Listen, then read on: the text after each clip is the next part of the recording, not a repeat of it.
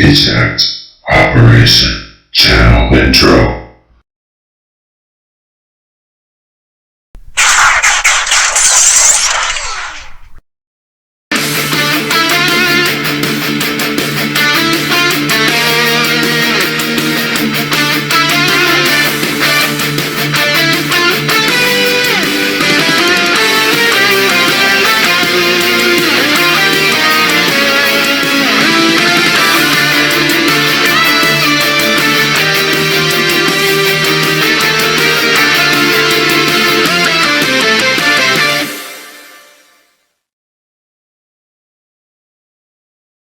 Hello fellow YouTubers, LegoWC Stop Motioner here. Welcome to viewers new and old, and today I'm taking a look at Transformers Studio Series Rise of the Beast Deluxe Class 97 Airazor.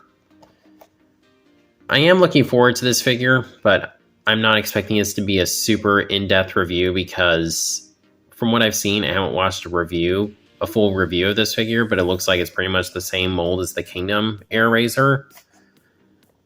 So nothing else, I'll probably be going over coloration and sculpt. Still, I love the Kingdom Airazor mold. I'm fine with them reusing it. As long as they don't make a habit of doing this. I mean, it looks like they reused the Kingdom Rhinox mold for the mainline one, but I really hope they don't do that with Studio Series because I hate that mold. But we'll have to see. Anyway, there she is in the open, windowless box. There she is in her Peregrine Falcon mode. There's a close-up. There she is on the back. And once again, final product looking a lot different. I mean, I may prefer some of these darker shades here, but the final product is a little more cohesive than that. It says Airazor leads the Autobots to the maximal layer. Transforms in 23 steps, backdrop included, which looks to be the same one as the one that came with Cheetor, so probably won't be keeping it. She is on the side again. So, without further ado, let's get her out.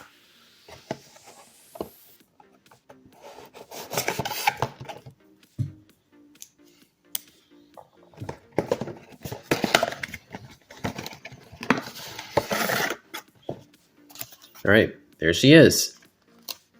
Uh-oh. Oh no. That's not good. Well guys, I looked in the box. This is the first time that I think something like this has happened to me. I'm missing a part. The missile. It could have fallen out in the packaging, or Hasbro was just incompetent, but yeah, I seem to be missing a piece. I had something like that before with Warpath, where he was missing a pin in his arm, but yeah, that's a bummer. I'm not going to contact customer service about it, though, because they'll probably just send me a Kingdom RC or something like that. Oh well. Just have to move on. So, let's get into it. Okay, so here we have Airazor in her bird mode. And one thing I just want to preface, if I don't sound super excited in this review, please know I like this figure. I'm just not as excited because I've reviewed 2 other versions of this mold. I still like it, just I may not sound as excited talking about it. But bird mode is pretty solid. I like that head sculpt there. Nice sculpted details. Painted optics. Can open and close the beak. And there's a little bit of sculpt work in there. Some nice texturing on the neck there. Now the back here, there's kind of a lack of cohesiveness with the colors because these are the feathers that are this color, which I'm assuming is bronze. Correct me if I'm wrong. I am slightly colorblind, but I can definitely tell those are different colors right there. And you can spread the wings out. It's a pretty nice wingspan. You still got all the nice articulation that you had on the wings of the original Kingdom Airazor. I don't know why this one clicks when I fold it up. It's very disconcerting. There is a slight click on this one also, but it's not as loud as on this one. I don't know what I'm doing wrong there. But yeah, that's concerning. And for comparison, here she is with the original Kingdom Airazor. And really, in terms of the way the transformation works and everything, they're pretty similar. There are a few changes. Not entirely for the better. Okay, with this one, the legs tabbed in nice. The side right here underneath. And it's in place. It's pretty good.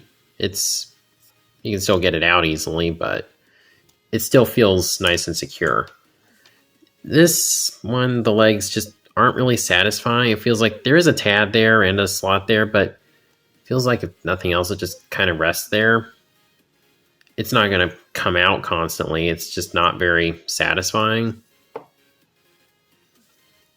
And another difference is that the guns store on the missiles, or I guess kind of like guns, store on the legs here. Then here it's on the arm. It would be on the arms if I wasn't missing a part.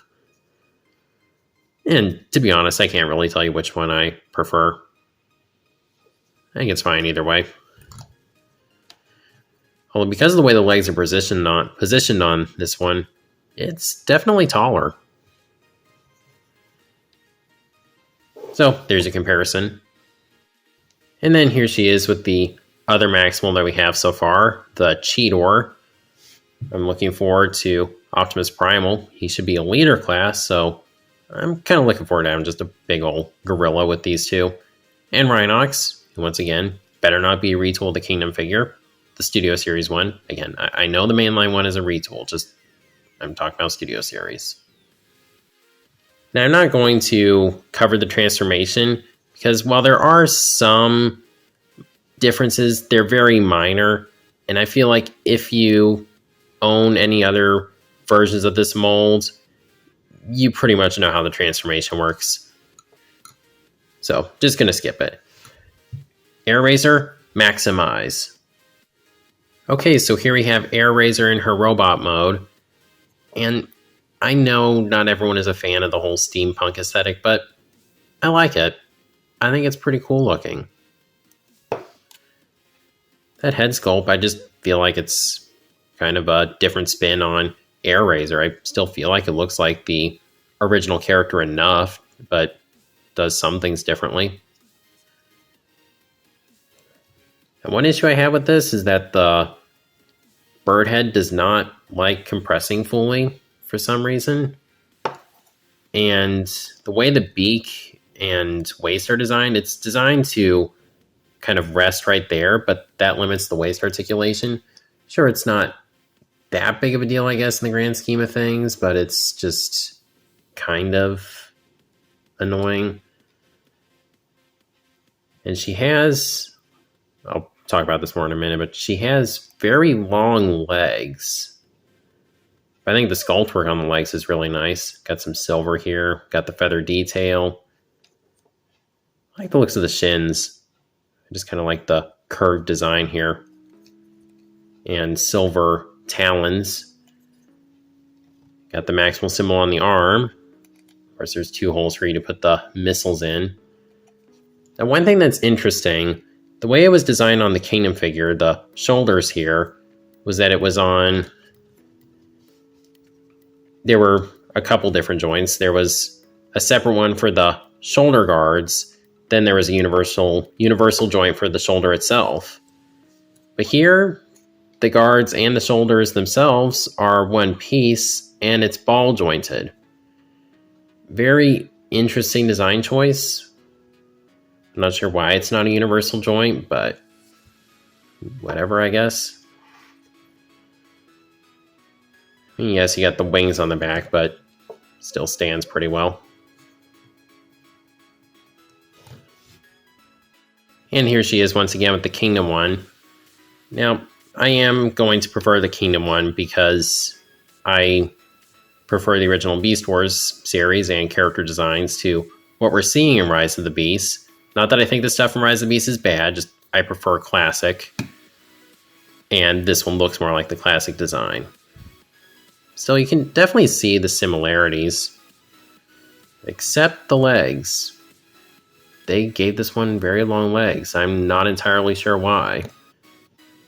Is she going to have short arms and long legs in the movie, or what? I don't know. We'll have to wait and see. But there's a comparison with the two in robot mode. And here she is once again with Cheetor in robot mode. And they look pretty cool together. So let's see. I covered the bird mode, the robot mode. Didn't do the transformation or dwell too much on the posability. Covered the sculpt and coloration for both modes. I feel like that about does it for this figure. So I'll go ahead and stick her on the display. Okay, so here we have Airazor with my rebooted movie shelf. And I think she looks pretty cool there. So next time I'll be reviewing Battle Trap. Looking forward to doing him. And I finally got around to ordering Bumblebee. I ordered him on Friday and he arrived on Sunday. So yeah, I finally have Amazon Primes and it really rocks. So that's cool. And I'm not entirely sure if I'm going to get the mainline Airazor because people seem excited about the mainline. I've been skeptical because the Bumblebee movie mainline was absolute trash. But those figures do look pretty solid. So maybe if the reviews are good enough, I'll consider it. Especially since I can get all the deluxes in 3-packs, individual 3-packs. So that's pretty cool. But we'll have to see. So in terms of if I recommend this figure, I would say so. It's not as good as the original Kingdom Airazor, but I feel like it's still pretty solid. Just make sure you don't get one that's missing a part. That's really unfortunate.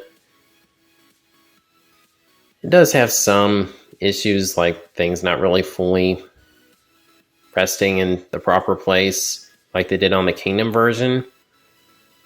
But for the most part, it's still a nice bird mode. Got good articulation in the wings. Transformation gets the job done. Robot mode looks good. Has good posability.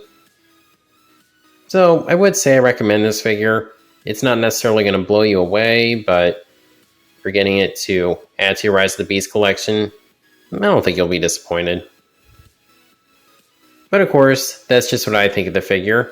As always, please be sure to comment down below what you think of the figure. And if you like this video, please be sure to like, comment, share, subscribe, and God bless.